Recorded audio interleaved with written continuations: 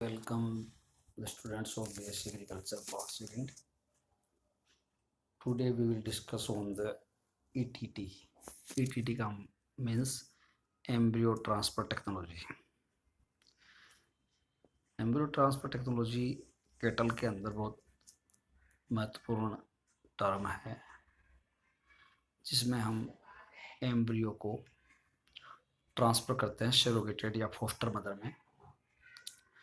ETT का main purpose ये है कि ऐसे काऊ जो कि बहुत स्पेशल ट्रेट्स रखती हो या बहुत अच्छे गुण रखती हो, जैसे कि अच्छा मिल्क प्रोडक्शन हो, अच्छी उसकी फर्टिलिटी हो, अच्छा उसका प्रोडक्शन के साथ साथ में वायबिलिटी, डिजीज रेजिस्टेंट हो, ऐसे काऊ का मैक्सिमम उपयोग करने के लिए ईटीटी का उपयोग किया जाता है।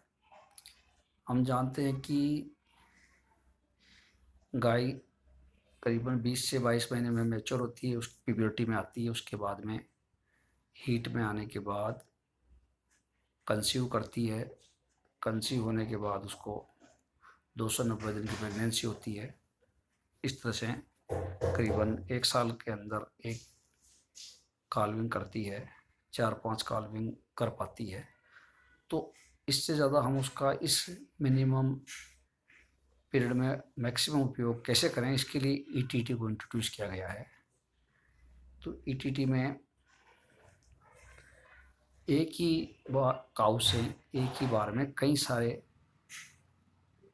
ओवाज को लेकर के, जिसको हम सुपर ओवुलेशन कहते हैं, स्टिमुलेशन किया जाता है एफएसएच के द्वारा प्रोस्टाग्लैंडिस से, जिससे कि सुपर ओवुलेशन होता है और कई सारे ओवार निकाल करके और उनको ट्रांसफर किया जाता है।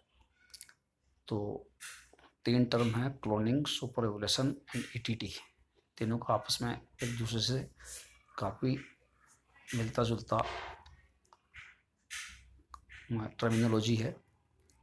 तो ईटीटी में जब हर 21 दिन बाद गाय हीट में आती है तो ओवुलेशन होता है, प्रोस्टस, एस्ट्रस, डाइस्ट्रस, मेटास्ट्रस, जो अपना इसका पूरा एस्ट्रस साइकिल होता है। जब ओवुलेशन होता है तो उस ओवा को इनविट्रो या अपन फर्टिलाइजेशन करा करके, और ऐसी गाय जो वो भी जो हीट पीरियड के आसपास हो, हीट के बाद रेडी हो प्रेगनेंसी के लिए, यानी दोनों का सिंक्रोनाइजेशन ऐसे कहता है कि दूसरी गाय को भी इसी को फर्क करते हैं जिसका भी हीट पीरियड इसके आसपास ही हो, ताकि उसको उस समय फर्टिलाइजेशन किया हुआ एम्ब्रियो को उसमें फोस्टर मदर में या सरोगेटेड मदर में ट्रांसफर कर जाता है। फिर 21 दिन बाद फिर ऐसी कोई दूसरी गाय ढूंढ के वापस इसी से ओवा निकल आता है, उसको इन विट्रो फर्टिलाइजेशन करा के और वापस ऐसे सरोगेटेड मदर में अपन यूज करते हैं। यानी कहने का मतलब ये हुआ कि नेचुरल रूप से हर 21 दिन बाद जब गाय हीट में आती है और हीट में आने के बाद उसके ओवा को यूज करके फर्टिलाइजेशन करवा के और अपन एट ए टाइम में कई सारे ईटीटी, यानी 15 में भी पिछली बार 9 से 10 बार एक ही टाइम में 9 से 10 काफ को एक गाय ने जन्म दिया। सुपर ओवुलेशन के द्वारा अपन कई वाले यूज कर सकते हैं और इसी से अपन ईटीटी का सदुपयोग कर सकते हैं। यानी एम्ब्रियो ट्रांसफर टेक्नोलॉजी का मतलब ये है कि अच्छे ट्रेट को प्रिजर्व करना। हम ऐसी के गाय को उपयोग में ले सकते हैं जो कि अधिकतम गुण रखती हो। बुल में तो उसके सीमन को फ्रीज करके फ्रोजन सीमन बैंक में रख देते हैं, लेकिन काऊ का उपयोग हम इसी तरह से किया जाता है कि उसमें अपन उसका ओवुलेशन के से ओवा को यूज करके उसका अधिकतम उपयोग कर सकें। इसलिए ईटीटी इम्पोर्टेंट है और एम्ब्रियो ट्रांसफर टेक्नोलॉजी से हम फार्मर को अधिकतम फ़ायदा पहुंचा सकते हैं।